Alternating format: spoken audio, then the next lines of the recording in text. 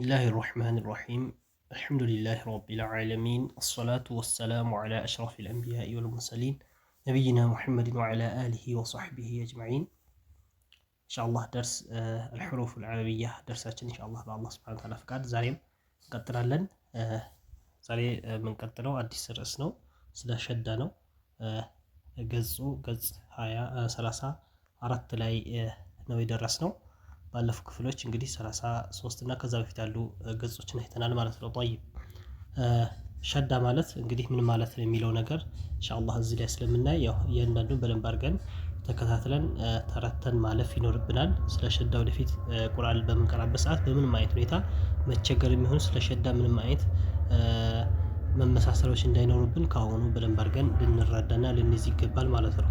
طيب ሸዳ አለና ማጥበቂያ ወይም ሸዳ ወይም ማጥበቂያ ማለት ነው። ማጥበቂያ ምልክት ነው። ማጥበቂያ ማለት ምንድነው? ፊደሉ ጠበቅ አድርገን ስንቀራው ጠበቅ አድርገን ለመቅራት ማለት ነው። ሸዳ ምልክት ካለ እዚህ ጋር እንግዲህ በቀስት ያሳየናል። በትንሿ ቀስት አድርጎ እዚች ጋር የምትታየን አለች። ከሰረዟ በላይ በኩል ያለው የሸዳ ምልክት አለ ማለት ነው። እሱ ምንድነው? ፊደሉ ፈትሐም ሊሆን ይችላል፣ ሐርፉ ከስራም ሊሆን ይችላል፣ ዶማም ሊሆን ይችላል። ከዶማው በታች በኩል ወይም ከፈትሐው ወይም ከስራው አጠገብ እቺ እዚህ ላይ የምናያት ምልክት ትንሿ ወይም የተገለበጠች ሰ የምትመስል ማለት ነው። የተገለበጠች ሰ የምትመስል እሷ ምልክት ካለች ፊደሏን የምናረጋታለን እናጠብቃታለን ማለት ነው። ጠበቅ አድርገን እንቀራለን ማለት ነው። አረብኛም ላይ አሸዳህ ብሎ ጽፎልናል። አሸዳህ እንግዲህ ሸዳ ራሱ አሸዳ ብለን በምንቀራበት ሰዓት አሻ ስንል ለምሳሌ ምን አለ? ሸዳ አለ። እዚህ ጋር ጠበቅ እናደርገዋለን ማለት የሸዳ ምልክት አለ። አዳልም ላይ እንደዚሁ የሸዳ ምልክት አለ። አሸዳህ ጠበቅ አድርገን ማለት ነው። طيب ስንቀጥል ሸዳ ማለት የአረብኛ ቋንቋ ትርጉሙ ማጥበቅ ወይም ያው ማጠንከር ነው። እንደ አረብኛ ቋንቋ ማለት ነው። እንደ አረብኛ ቋንቋ ሸዳ ብሎ ማለት ምን ማለት ነው ከተባለ ያው ለغተን እንደምንለው ምን ማለት ነው? ማጥበቅ ማለት ነው። ጠበቅ አድርገን ፊደሉን ጠበቅ አድርገን መቅራት ማለት ነው። طيب ሸዳ በዚህ ክፍል ትምህርት ካየን ፊደልን ማጥበቅ ሲሆን በሶስት አረብኛ ቋንቋ አናባቢዎች ማለትም ፈትሐ፣ ከስራና ዶማ ማለት ነው። እነዚህ አነስ ያለች የመጋዝ ቅርጽ መሳይ ቅድም እንዳልኩት ወይም እንደ አማርኛ ወደ ላይ የተጻፈው ሳ አለ አይደል? ሰ ልክ እንደሱ ማለት ነው።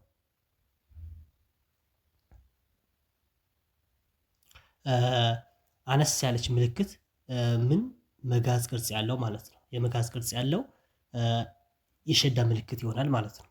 طيب ተጨምራ ስትመጣ ፊደሉን አጥብቀን ማንበብ ማለት ነው ይላል። ያቺ ነገር ተጨምራ ፊደሉ ላይ ያቺ ተጨምራ ስትመጣ ፊደሉ ለምሳሌ ፈትሐ ብቻ ከሆነ ያው መጥበቅ የሚባል ነገር የለም። ከስራውን ብቻ ዶማን ብቻ ከሆነ እናጠብቀው። ግን እቺ አሁን ያልናት የሸዳ ምልክት የመጋዝ ምልክት ወደ ላይ የሆነች ወይም ሰ የምትመስሏ ካለች ግን ፊደሉ ምን ይሆናል ማለት ነው? ይጠብቃል ማለት ነው።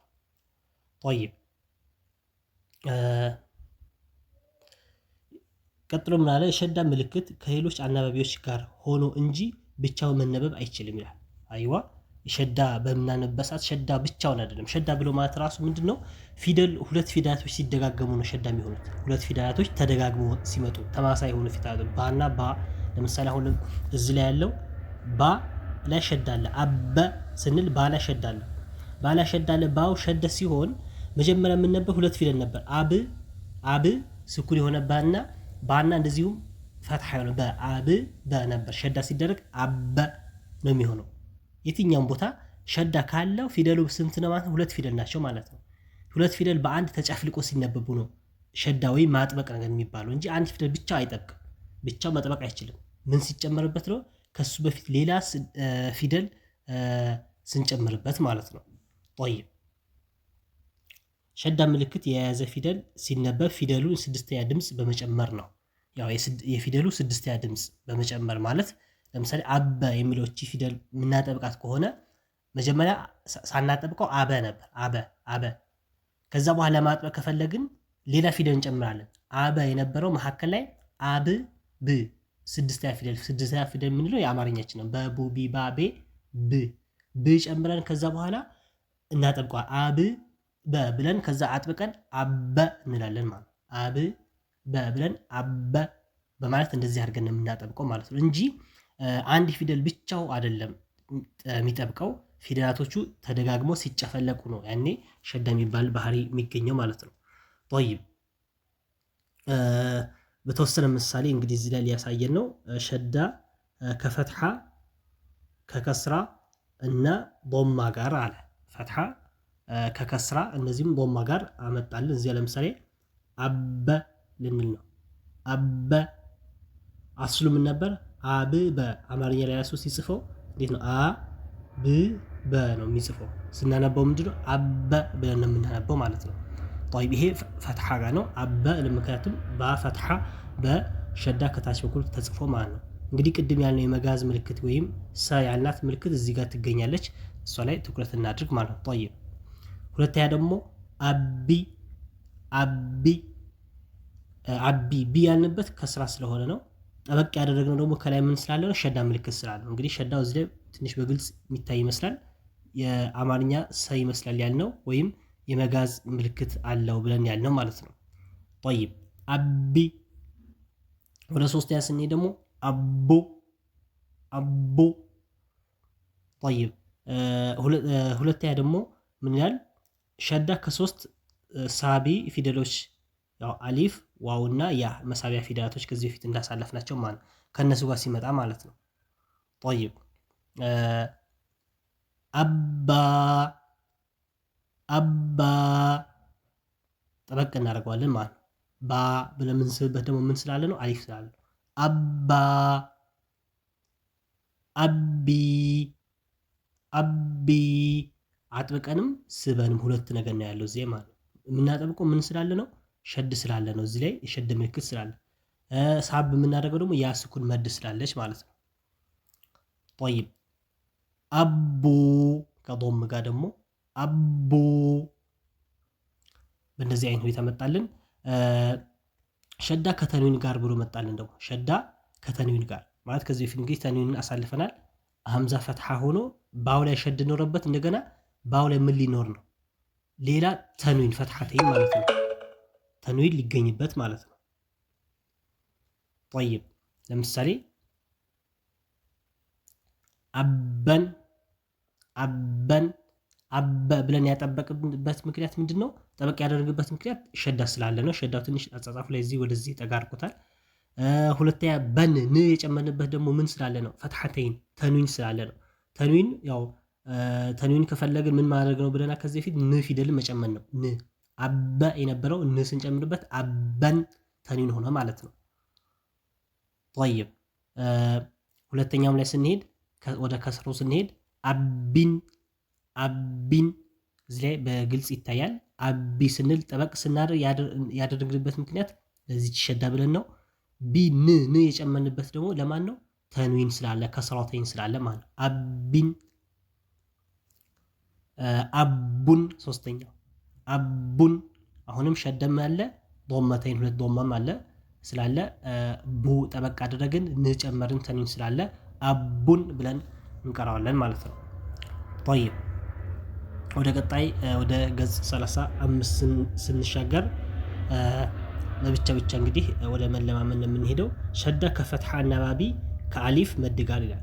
ሸዳ ከፈትሐ አናባቢ ከአሊፍ መድ ጋር ማለት ሸዳ ይኖራል፣ እንደዚሁም ምን ይኖራል ማለት ነው? አሊፍ መድ ይኖራል ማለት ነው። ከዛ ሊያለማምደን ወደፊት ከያ መድና ከዋው መድም ይመጣልናል። طيب ከዚህ ስንጀምር በድ በድ ደ ደ እዚህ ላይ እንግዲህ ቅድም እንዳልኳቸው ሸድ ሲሆን ስንት ፊደል ነው ብያቸዋል? ሁለት ፊደል ነው። ለብቻ ብቻ አነጣጥሮ ጽፎ ሊያሳየን ነው እዚህ ላይ በድ ደ።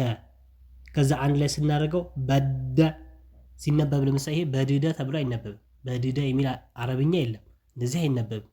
ሁለት ተመሳሳይ የሆኑ ፊደላቶች የመጀመሪያ ሱኩን ከሁለተኛው ደግሞ ሐረካ ይዞ ከመጣ ምን ይደረጋል? ኢድጋም ይደረጋል፣ ይጨፈለቃል። ስለዚህ ስንቀራው ምን ብለን ነው የምንቀራው? በደ በደ ወፍ ፈ ወፈ ደዕ ደዕ ደዕ ደዕ دع እዚህ ላይ ደግሞ ምን አለበት? መድ አለበት። ለምሳሌ እዚህኛው ላይ ወፍ ፈ የመጀመሪያው ሸድ የሚደረገው ሁለት ፊደላቶችን ለብቻ ብቻ ነጣጥሎ አሳየን። ከዛ ሸድ ስናደርገው ወፈ ደዕ ያዝ ማድረግ አለብን። እዚህ አይንን ሸድ ስናደርግ ትንሽ ሊያስቸግር ይችላል፣ ግን በደንብ መለማመድ ደዕ እዚህ ላይ ደግሞ ደዕ ለብቻ ብቻ ሲያሳየን ደዕ አሊፍ መድ ጨምሩበት። ደዕ طيب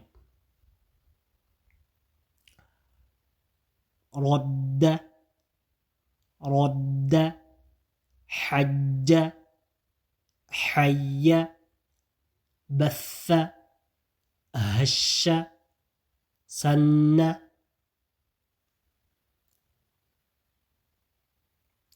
هبا غطى حلى زوى حفى غشى طيب እነዚህም በዚህ አይነት ሁኔታ ተክራር ማድረግ ይኖርብናል። ደጋግመን መለማመድ። ወደ ቀጣዩ ስንሄድ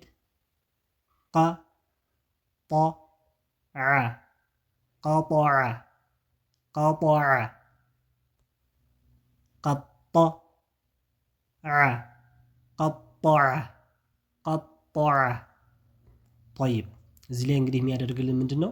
ፊደላቶቹ መጀመሪያ ላይ ሸድ ሳይኖርባቸው መካከል ላይ ያለው ፊደል ሸድ ሳይኖርበት ያመጣልናል። ቀጦዐ ስንል ለምሳሌ ቀጦ ጦ ላይ እዚህ ላይ ሸድ የለውም። ስለዚህ ስናነብብ ለብቻ ብቻ እናነባቸዋለን። ቀጦ ዐ ብለን አነበበ። ምክንያቱም ሸድ ስለሌለ ማያያዝ አያስፈልግም፣ ሁሉም ለብቻ ማለት ነው። ከዛ በኋላ ሁለተኛው ላይ ደግሞ ሁለተኛው ፊደል ላይ ምን አደረገበት? ጧ ላይ ሸድ አደረገበት። ስለዚህ ሸድ ደግሞ ምን አይሆንም ብለናል? ለብቻ አይነበብም ብለናል። ስለማይነበብ ስናነበው አንድ ላይ ነው። ቀጦ ከዛ አይኑ ለብቻ ቀጦዐ። በዚህ አይነት ሁኔታ ሁሉንም ማንበብ ወይም መቅራት ይኖርብናል ማለት ነው። طيب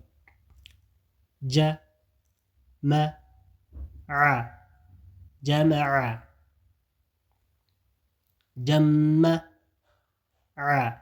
جمع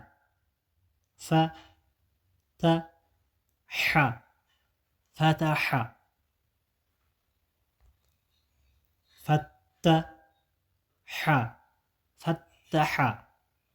درس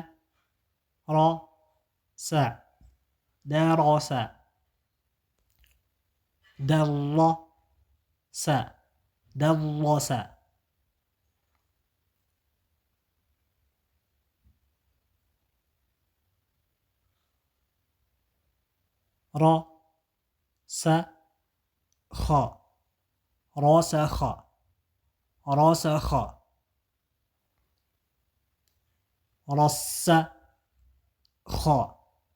راسخ رسخ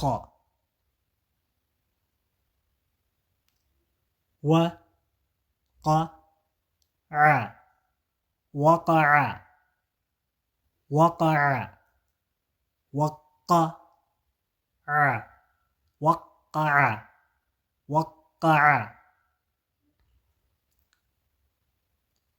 نجر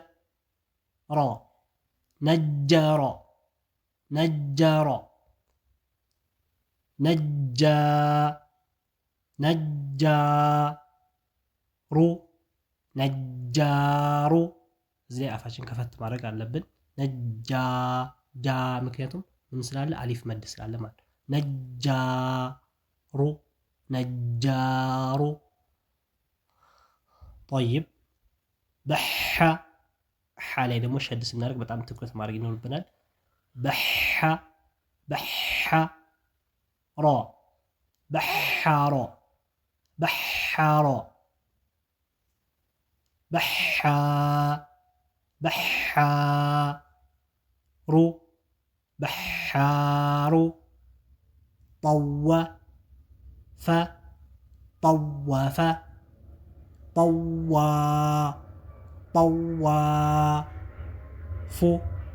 طوف طواف